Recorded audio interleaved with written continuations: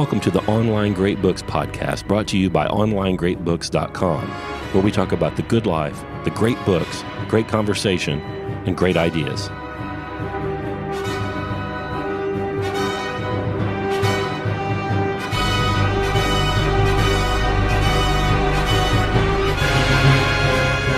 Hey, welcome to ILP Podcast. I'm Scott Hambrick, and I have Jim Furr with me.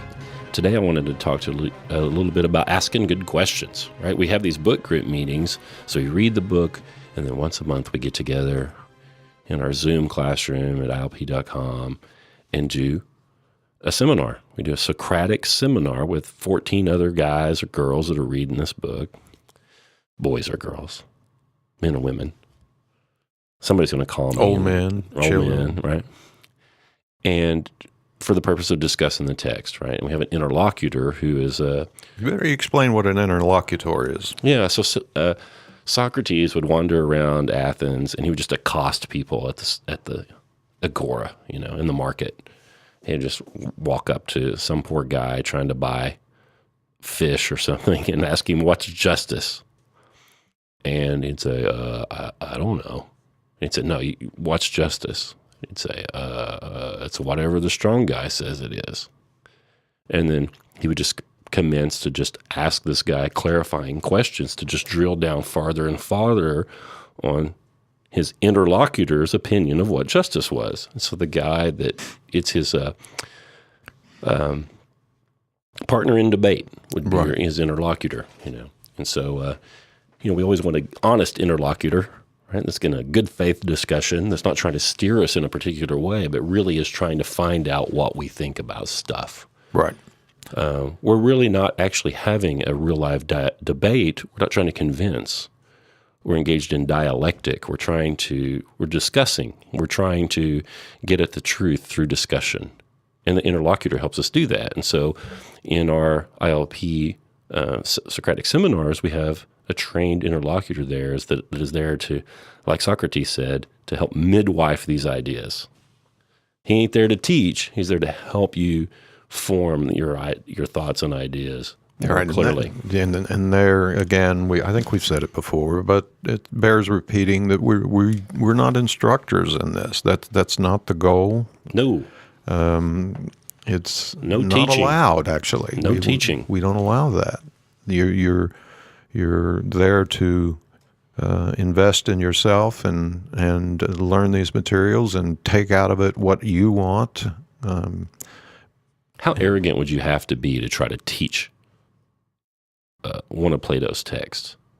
Like, Plato done did it. Like, what are you going to add on top of that? I've got nothing to add. I don't have anything to add. I'm just trying to get to understand. Right. So the interlocutor is there to is to help us understand what we think about it more clearly. Right. So there's a problem in interpreting text that the postmodernists like Derrida and Foucault expose, which is, you read Hamlet and I read Hamlet, and then we can have two different takes on it, even though we read the exact same print edition. So there's a problem with this, with reading anything, in that we can come up with these different interpretations. And so the postmoderns saw that, and I guess they decided, I don't know, they decided that you just can't really know anything. Or that you're both right. Or you're both right, or that it depends on who you are or what your frame of reference is. But the interlocutor is there to help us all come to an agreement, maybe not come to an agreement, make us all more clearly understand what we believe about the text at hand. And so that interlocutor does that by asking questions. We don't want to tell people what they're reading. We want to ask them good questions about what they're reading. And it's really tough to ask a good question that doesn't lead someone. Yeah. Yes. Have you stopped beating your wife, Jim? Right.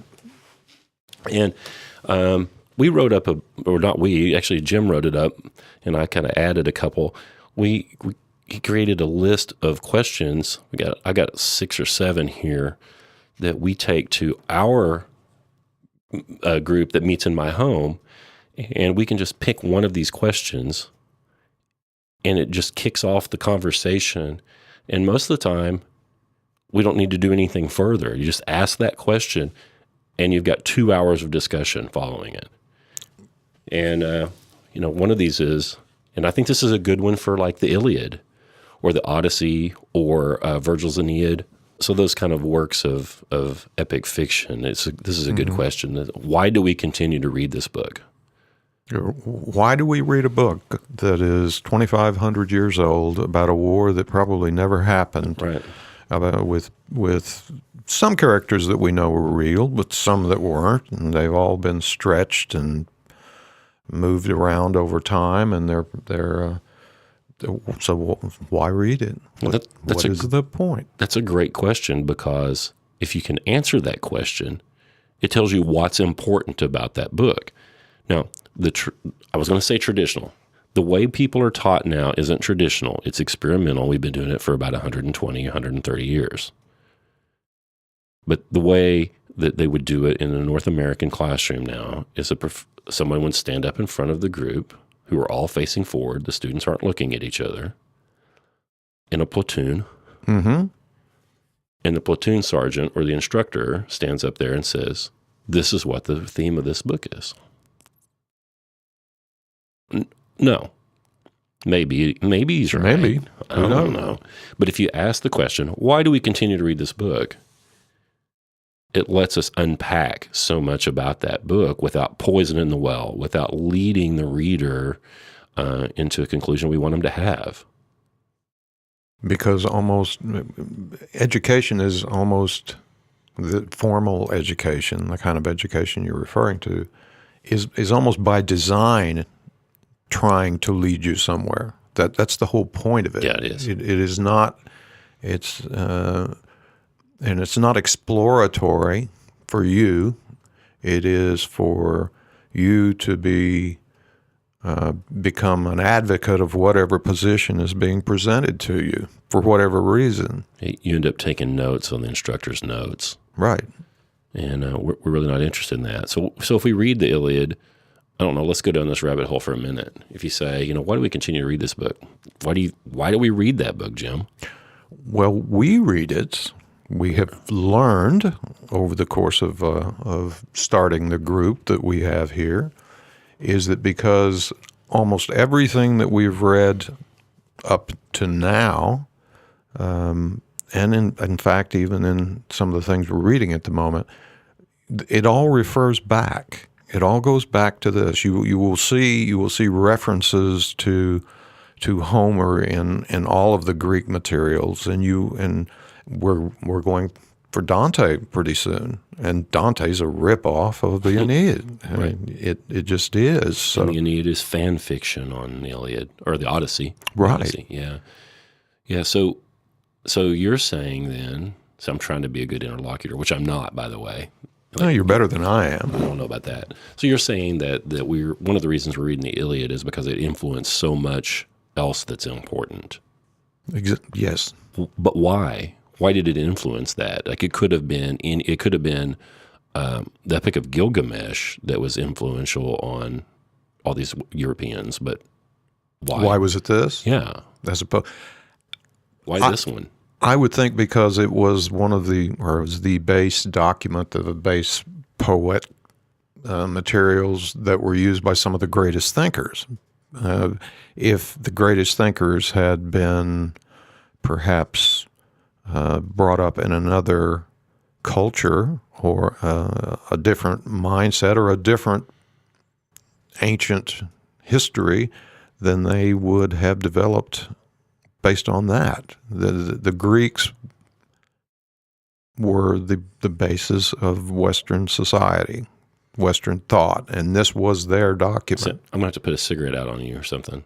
But why was it that one and not Prometheus Bound, maybe? Oh. I mean, it's influential too, but it's not the Iliad. I mean, the Iliad, so I'm going to step out of the interlocutor thing. Mm-hmm. Like the Iliad is almost the holy text of the Greeks. It's almost the Old Testament of the Greeks, almost. Right? They quote from it like people quote from Scripture. I think a lot of the Greeks knew it by heart, like a lot of people know Scripture by heart. Mm-hmm. They knew it front and back. And why is that? And so I think there's just so much there. It's an action-adventure story. There's love and jealousy and violence and honor and duty, and all of those themes are in there. Well, they're all in there, and I think it teaches. I think it's the first. I think it's the first document that really covers all of those things in such a lovely way, and they just couldn't let go of it. Everybody measured themselves against it from there on. It's a foundational primary document that was used, and as you say, it contains all of the human frailties, all of the things that are worth study, whether they are presented in a way that we like there, or whether they are just presented in a way that can be, as you say, extracted and used by someone else later in a different form and expanded upon. That is what appears to have happened. Yeah, I think for me, I think that's why it continues to be read today. That's why we read it, a year ago. And we didn't read it first when we started our group. Yeah, which was a mistake. We ended up going back and doing that. We made a mistake, and something we learned in our group. How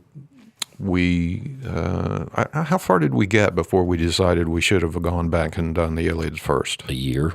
Was it a year? Yeah. It was a mistake. So we're not going to let you make the mistake when you sign up for the ILP. You're going to get the Iliad right off the bat because everybody talks about it. You can't get away from it. But we're talking about these questions. So that question there can typically let us really dig into these works of fiction. So I said, well, it covers these themes. It would be very easy now for the interlocutor to just pick one of those themes out and say, well, how does it address that? What does it have to say about honor? And then off you go. Mm-hmm. So we can really dig into these things just from that one question.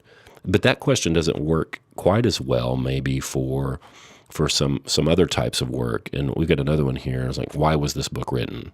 And I think that's a great question for stuff like, the Republic, Plato's Republic. I think that would be a good one for that. Because when you ask somebody, why was this book written? They're going to have to figure out, they're going to have to formulate an answer about what itch was Plato trying to scratch. It was a lot of work for these guys to write these books on, with poor writing materials and no word processor and to edit them and so on. And so it was a lot of work. And so figuring out why they did it tells us a lot about a need that was there and what they felt they had to say about that need. And what was the goal? Why were they trying to influence society? Were they trying to reflect society? What was their point of doing it? And was Plato dissatisfied with Athenian culture and politics and did he end up writing the Republic as a satire? Maybe. Is he stone-faced serious about some of the things in there? Mm-hmm. Why did he write that? I don't know, but that's another great question to ask about these texts, and so that's another way that we sometimes can launch these discussions about some of these more obscure texts. And as you say, once we ask a question or maybe a secondary question, it's 2.5 or 3 hours, and nobody necessarily gets the answer. We continue to fight about it later, but it drives the discussion, and everyone gains from it. It's great. What's another question off there that you like? Can we learn anything of human nature by reading this book? What can we learn about human nature, and has human nature changed since then? Right. Are these people the same people as us? Which I think is a very important thing. We've discussed that in the past, because in my view, people are pretty much the same 2,500 years ago as they are now. They had the same failings, they had the same problems. Okay, they don't have the problem of, which big screen TV to buy or whatever, but the human emotions that we all have, they're born, they live, they died.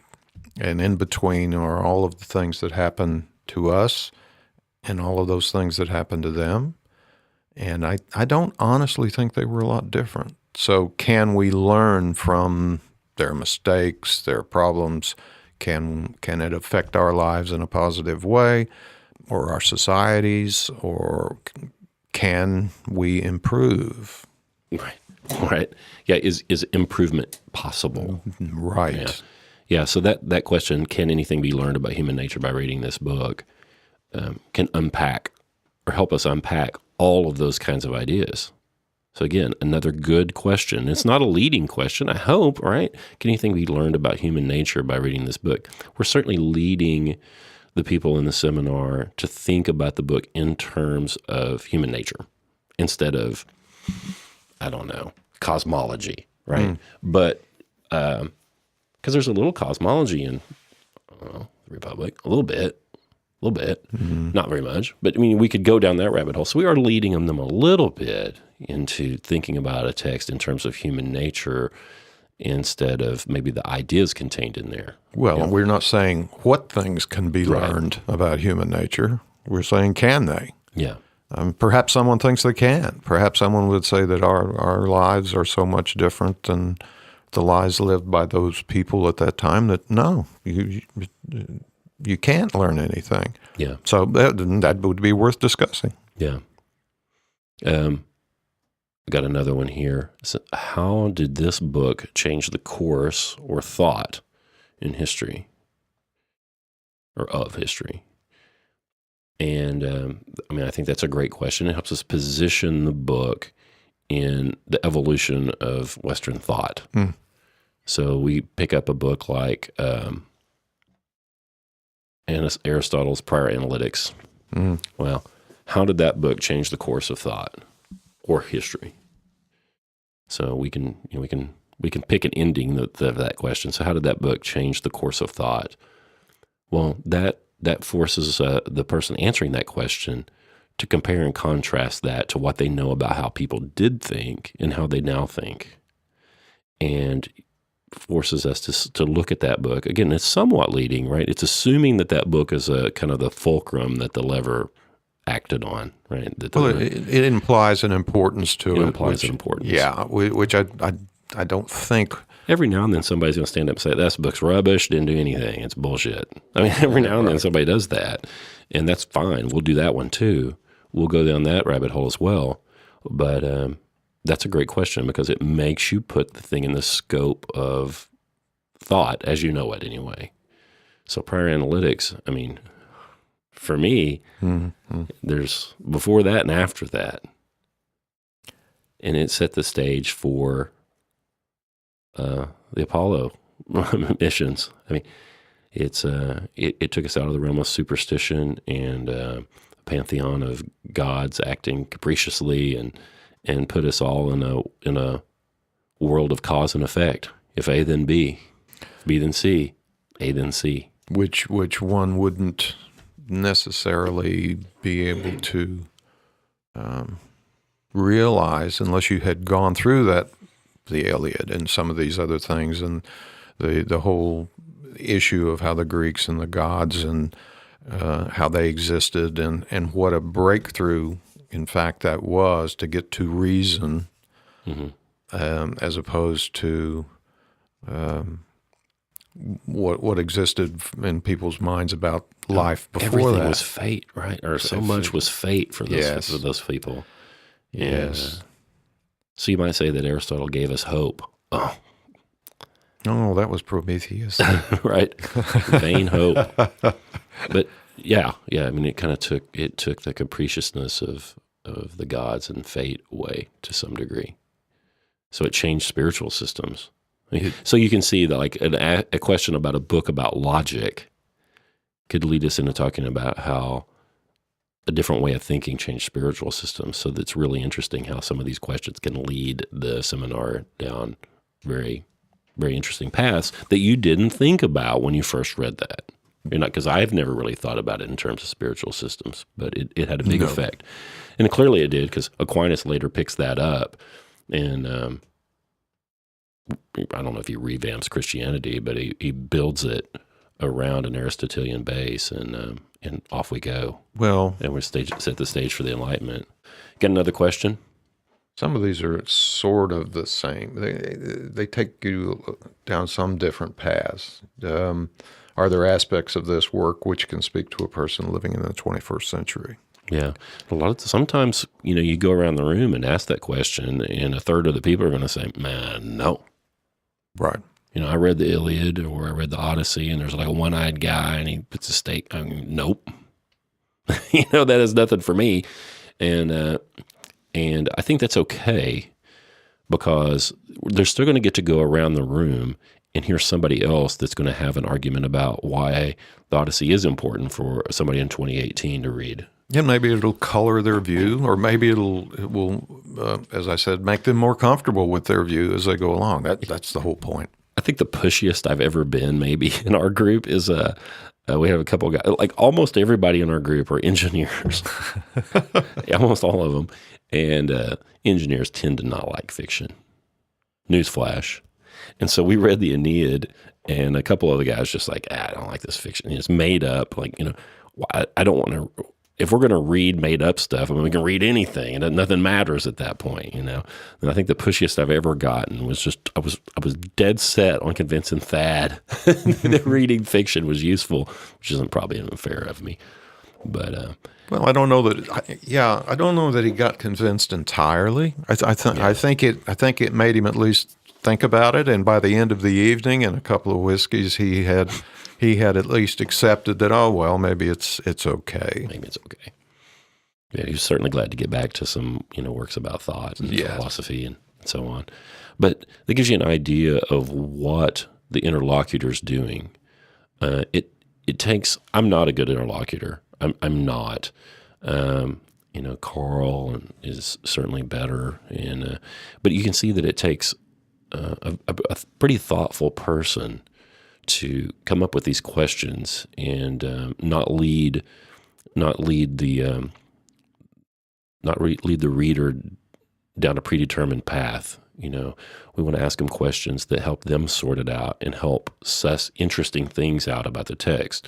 So not only does the interlocutor have to be a good questioner and a good faith questioner, but they also have to really, really know the text. Because somebody's going to say something about, I'll go back to maybe Aristotle's prior analytics influence spiritual systems.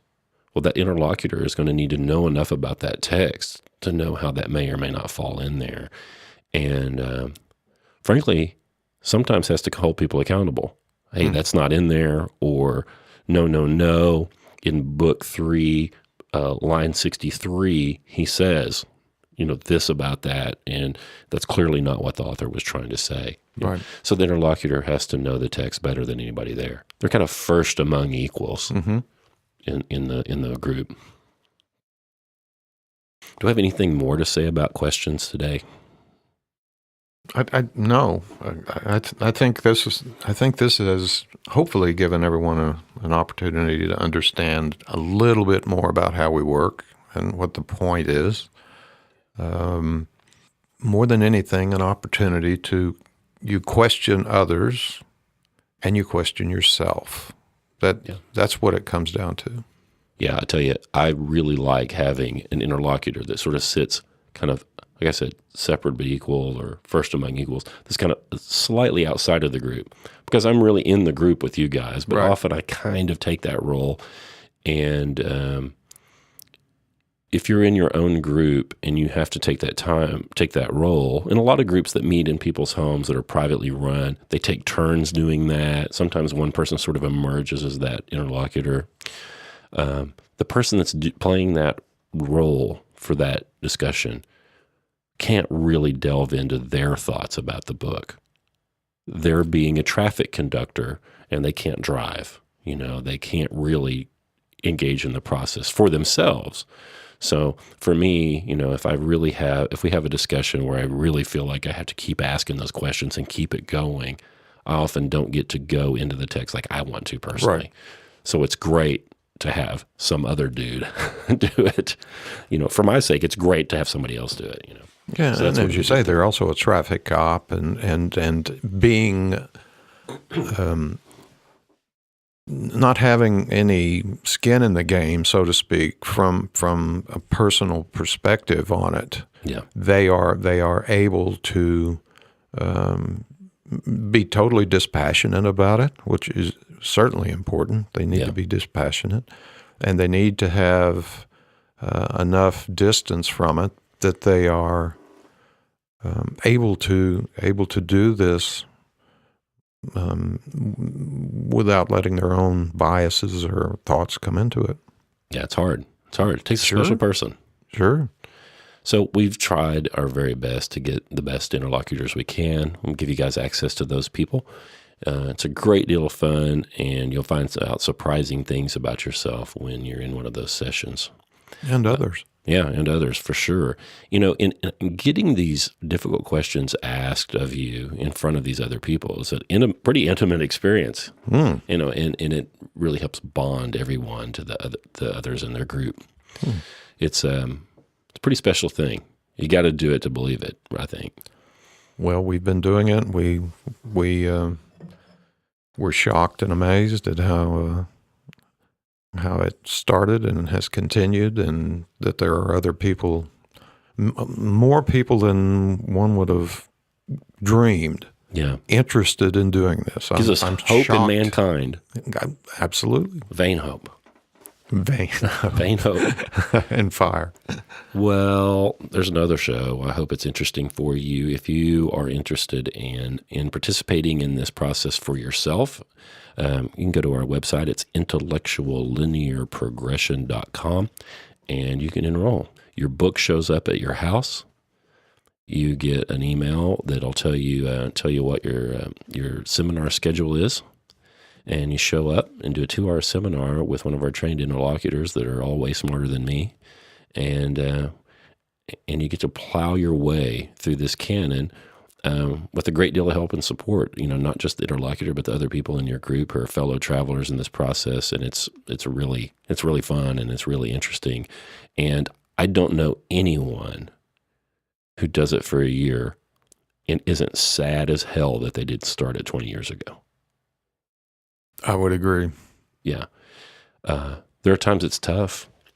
Some of these texts are tough to get through because maybe they just don't strike our fancy. Sometimes the author's style makes it a little difficult. Sometimes, most of the time it just doesn't strike our fancy. We're not that interested. Like Thad's not that interested in fiction, and I get it. And sometimes those months are a little tougher. But month on month, if you get through a year of it, you'll be super sad that you didn't start when you were 15 years old. Every single person that gets that far can't believe that they never did it before. You will not be disappointed if you put some effort into this. That's for sure. Yep. Don't give us the money if you don't want to. Go do it on your own. Start a group at your house. That's the best thing. But, it's tough. It's tough to get those things together. And if you don't know anybody that wants to host one of those things, or you don't have room in your New York City apartment to do it, then you can come over to intellectuallinearprogression.com and join us over there and do the online thing. If you got any questions for us, you can email, you know what? You can email Jim at intellectuallp.com. This time you can follow us on Instagram or intellectuallp there too. And let us know how we're doing. If you like the show, give us 5 stars. Please tell somebody else. If you're wanting to do your own group at home, share the podcast with them, and you guys can listen to this, and maybe it'll help you get your home group off to a little better start than ours did, right? Maybe we can learn something from each other's mistakes and leave the world a little better place. Thanks for listening. Hey, it's your producer Trent here. Thanks again for tuning in to another episode of the Online Great Books podcast.